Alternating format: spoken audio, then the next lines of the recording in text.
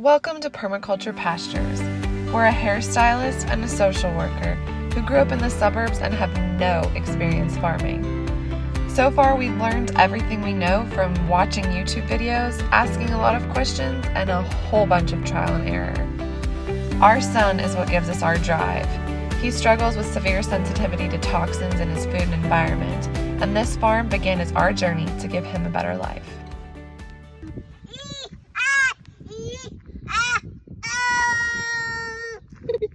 So last night we were wrapping all of our bee boxes for future use, and then the ones that we emptied to harvest honey from.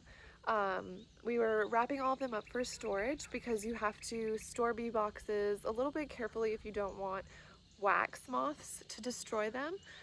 So I'm going to show you what we were doing last night to keep all of our bee boxes safe. And if you like this video, I would really love it if you would hit the like button or leave a comment with a question or just any encouragement or critiquing. And if you wouldn't mind subscribing to our channel, it's a great way to support our farm. I would appreciate it.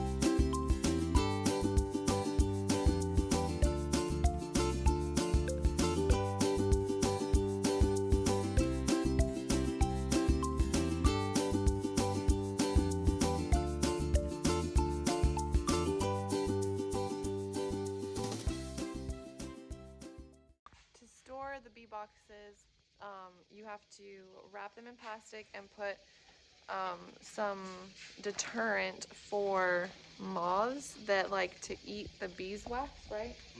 Off of all the comb that they've already started building. And the bees could make more wax, but that's all the energy and time that they would spend rebuilding all the wax instead of making honey. So anything to save as much wax as possible. So that's what we're doing tonight, is just stacking them, getting them all cleaned off, and then adding the wax moth crystals. These are all the frames that we harvested honey from and wax from most recently, and they've been sitting in the bed of a truck getting cleaned off by all the bees. So now there's pretty much no honey left on them, just wax. So these then get put into boxes that are empty, and we'll be able to add on to new hives later.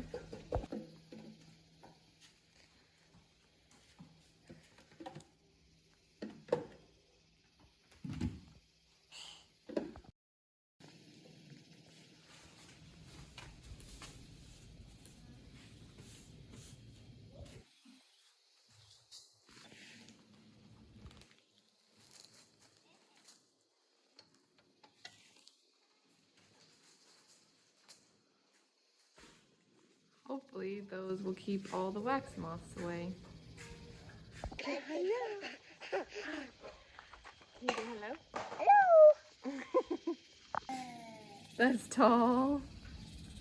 Is it taller than you? Let me see.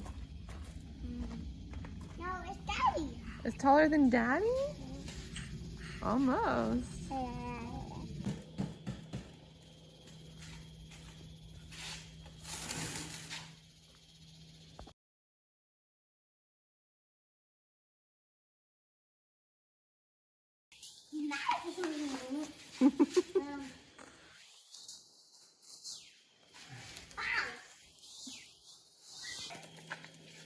Yes, that's him. Look at him. Are you such a good encourager?